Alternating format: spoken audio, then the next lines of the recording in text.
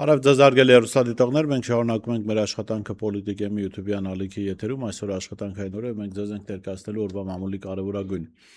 հրապարակումները, եւ այսպես ժողովուրդ օրաթերթը գրում է.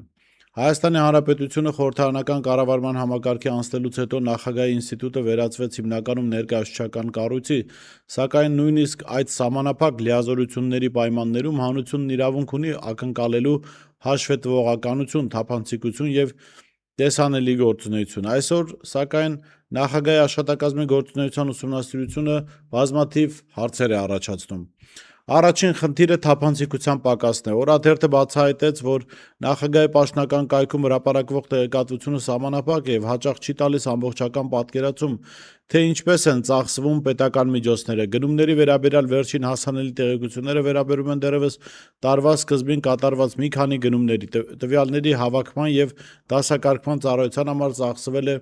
720,000 դրամ, ապահովագրական ծառայությունների համար 221,000 դրամ։ Դրանցից հետո նոր տեղեկություններ գրեթե չեն հրապարակվել, ինչը դժվարացնում է հանրային վերահսկողությունը պետական միջոցների օգտագործման ներողություն նկատմամբ։ Արմլուր-ԷՄ-ին հայտնի է դարձել, որ նախնական վարկածով ինքնասպան եղած զինվոր Նարեկ Թորոսյանի դեպքով երկու զինծառայող են ձերբակալել եւ նրանց նկատմամբ հանրային քրեական հետապնդում է սկսել։ Մասնավորապես, ըստ Արմլուր-ԷՄ-ին հասած տեղեկությունների, զինծառայողին հասցրել են ինքնասպանության։ Նախնական տվյալներով զինվորին ինքնասպանություն հասցնելու դեպքից առաջ ծեծի են ենթարկել, որից հետո նա գնացել է այդ քայլին։ Արմլուր-ԷՄ-ի տեղեկություններով ըստ նախնական վարկածի մահացած զինծառայողը առաջին անգամ էր բարձրացել դիրքեր, ինչը ճակատագրական է դարձել նրա համար։ Հիշեցնենք, երեք քննչական կոմիտեն հայտնել էր, որ ՊՆ Զորամասի զինծառայողը հուլիսի 21-ին մահացել է, դեպքի առթիվ նախաձեռնել է քրեական վարույթ, կատարում են անհրաժեշտ քննչական եւ վարույթային գործողություններ։ Նշենք, որ մահացած զինծառայողը Չարենցավան քաղաքի բնակիչ Նարեկ Թորոսյանն է, այլ մանրամասներ էլ հայտնի դարձան, որ ընտանիքի միակ զավակն է, եւ այսպիսի դեպքերը հաճախացել են հայկական բանակում կամ չեն հաճախացել, չգիտեմ, տեմպը պահպանվում է, ինչը շատ վատ է։ Սա խոսում է անձնակազմի բարոյահոգեբանական վիճակի մասին, սա խոսում է անձնակազմի կառավարման մեթոդների չփոփոխման մասին, սա խոսում է այն մասին, որ կրիմինալ բարքերը շարունակում են այսպես դեր խաղալ զինվորական ծառայության կյանքում, բայց մյուս կողմից սա անակնկալ չի, որովհետև ցանկացած պետական ինստիտուտ է, դեպքում նաև բանակը հասարակության արտացոլանքն է եւ այն ինչ մենք ունենք մեր հասարակության մեջ կա նաև բանակում։ Քանի դեռ պետությունը չի դարձել իրավական օրենքի պետություն, քանի դեռ պետությունը ոտնակող չի արել կրիմինալ բարքերը եւ քանի դեռ կրիմինալով ապրելը չի դադարել լինել ռոմանտիկ, այսպիսի դեպքերը լինելու են, որովհետև քանի կա կրիմինալը, սպայակազմը չի կարող հեղինակություն վայելել կամ սպայակազմը ինքն էլ հեղինակություն վայելելու համար մտնում է այդ կրիմինալ տրամաբանության մեջ։ Ցանկացած դեպքում 20 հոգանոց անձնակազմին առնվազն 1 սպա հասնում է, եւ եթե սպան ունենա հեղինակություն, ունենա ազդեցություն, ունենա ամենակարևորն է արդար դատավորի ընկալում, որ զինվորներն իրեն որպես ավակ եղբոր դիտարկեն եւ իրենց խնդիրներով կիսվեն, լուծումներ փորձեն գտնել եւ ինքն էլ արդար լուծումներ գտնի, ապա այսպիսի իրավիճակներ չեն կարող լինել, բայց քանի որ սպաների զգալի մասն են նույն կրիմինալ հասարակության կրիմինալ ներկայացուցիչներն են կամ կրիմինալ մտածողության ներկայացուցիչներն են, բնական է, որ այս դեպքերը պետք է լինեն։ Ժողովուրդ օրաթերթը գրում է. հունիսի 7-ին կայացած արժանտրությունների արդյունքներով քաղաքացիական պայմանագիր կուսակցությունը ստացավ 64 մանդատ, ինչի շնորհիվ ՔՊ պատգամավոր Նարեկ Ղարամանյանը ևս պահպանելու է իր պատգամավորական մանդատը եւ կլինի նոր ձևավորող ազգային ժողովում։ Օրաթերթն ուսումնասիրել է, թե ինչպես է տարիների ընթացքում փոխվել պատգամավորի գույքը, եկամուտներն ու դրամական միջոցները, սկսած 2020 թվականից մինչև 25 թվականը։ Հիշեցնենք, որ Նարեկ Ղարամանյանը 2018 թվականի հուլիս-հոկտեմբերին եղել է Կապան խոշորացված համայնքի ղեկավարի պաշտոնակատար։ 2020-21 թվականներին եղել է Ազգային ժողովի падգամավոր, Իմ Քայլը կուսակցությունների դաշինքի համապետական ընտրական ցուցակով, Իմ Քայլը խմբակցության անդամ։ 2021 թվականի հունիսի 20-ի արտահերթ խորհրդարանական ընտրությունների արդյունքում ընտրվել է Ազգային ժողովի падգամավոր քաղաքացիական պայմանագիր կուսակցության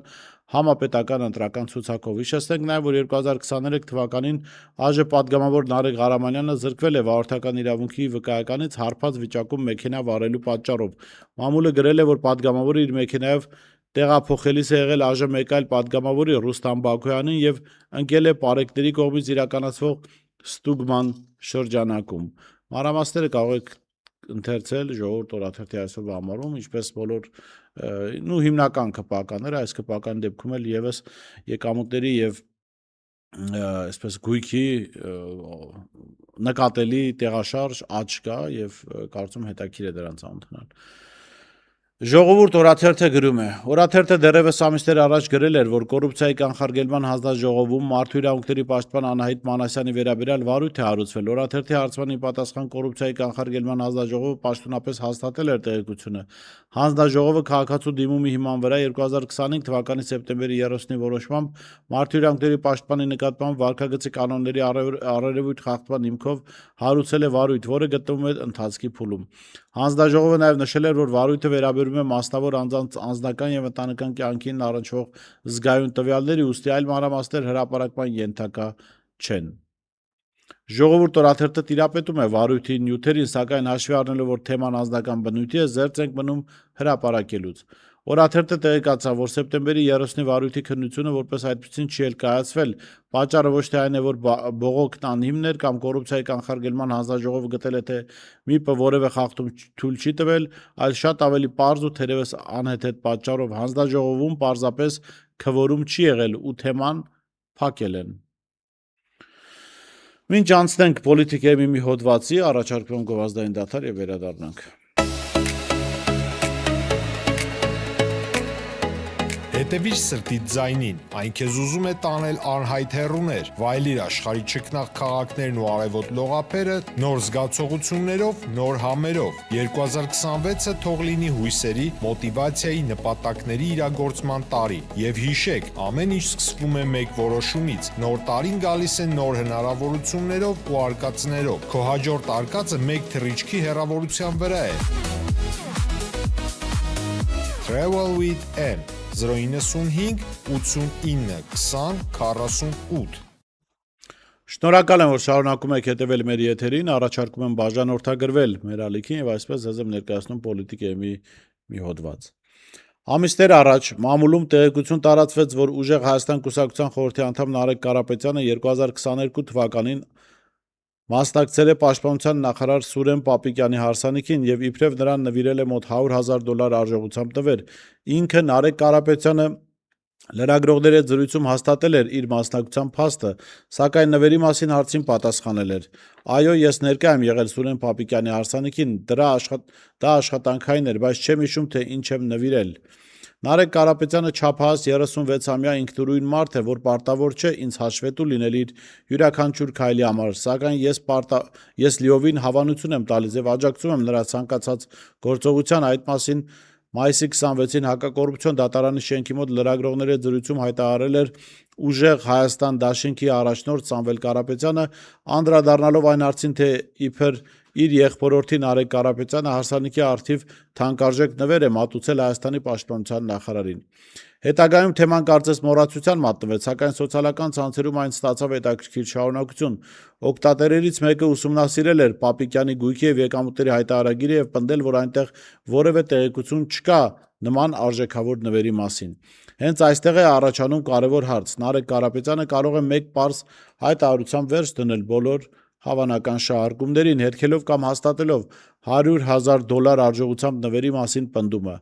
Եթե նման նվեր իրականում եղել է, ապա առաջանում է հարց, ինչու այն չի արտացոլվել հայտարարագրում, եւ արդյոք այդ հանգամանքը իրավական գնահատականի կարիք չունի։ Եթե ընդհակառակը նման նվեր չի եղել, ապա դրա հրապարակային հերքումը կփակի թեման։ Երկու դեպքում էլ հենց Նարեկ Կարապետյանի խոսքը կարող է հստակեցնել իրավիճակը։ Իսկ եթե նա լինելով իրավունքի եւ օրինականության մասին մշտապես խոսող մարդ շարունակի լռել, ապա անխուսափելիորեն հարցեր են առաջանում, թե ինչու է նախընտրում չփարատել այս կասկածները եւ ինչն է այդ լռության պատճառը։ Գիտեք, սովորաբար 2020 թվականից հետո բավական այսպես ռադիկալ տրամադրություններ կան անդիմության եւ իշխանության սատարող քաղաքացիների միջև եւ հաճախ ընտանիքներում վեճեր են առաջանում, մեկը ԿՊԱ-ական է, մյուսը ԿՊ-ին դեմ է։ Դուք վստահ եմ ձեր շրջապատում էլ նման դեպքերի եք ականատես լինում եւ նաեւ մարդիկ դժվարություններ են ունենում կյանքում եւ այս ամենի ֆոնին, երբ քաղաքական առաջնորդները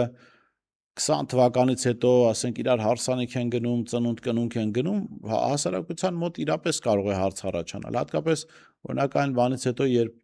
մասնավորապես ուժեղ Հայաստանը հայտարարել է, որ եթե ԿՊԱ-ականները մնան, այստեղ կլինի արևմտյան Ադրբեջան, ադրբեջանցիներ հետ կգան, չեմ ասում, որ կեղծիք է, այո, շատ հավանական սցենար է, բայց այդ դեպքում հարց է առաջանում, թե Հայաստանը արևմտյան Ադրբեջան դարձնողների հետ արդյոք արժեր որևէ տոնական միջոցառման մասնակցել։ Ես կարծում եմ, որ ԿՊԱ-ականների հետ ովքեր պատասխանատվություն են կրում, խոսքը շարքային ԿՊԱ-ականների մասին չի, ես ժողովրդի մասին չեմ խոսում, այլ Փաշինյան, Պապիկյան, այդ վերնախավը, որոնք կան, Ալեն Սիմոնյան, արդյոք ընդհանրապես արժեր մատաղ գնալ, կարծում եմ, որ ոչ։ Եվ այո, հասարակությունը կարող է իրավունք ունենալ իմանալու սա, որովհետև եթե խոսքը այդ գնի նվերի մասին է, ապա Սուրեն Պապիկյանը պետք է առնվազն քրեական գործով անցնի։ Եվ եթե չի անցնում քրեական գործով, առնվազն ուժեղ Հայաստան եւ հասարակության մյուս շերտերը իրավունք ունեն ազատորեն խոսել, ապացուցված փաստով, որ սրանք կոռուպցիայի մեջ թաթախված են եւ իրենց կոռուպցիոն գործերը չեն բացահայտում, քանի այդ կոռուպցիայով զբաղված կամ կոռուպցիոն ճանապարհով որևէ եկամուտ ստացած մարդը Նիկոլ Փաշինյանին դեմ դուրս չի գալիս։ Իսկ եթե կա նման նվեր, բայց լռություն է պահպանվում, ապա այո, բազմանշանակ այդ ինչուն է առաջ գալիս, ինչու է այդ լռությունը պահպանվում։ Լավ մնացեք, կհանդիպենք վաղը։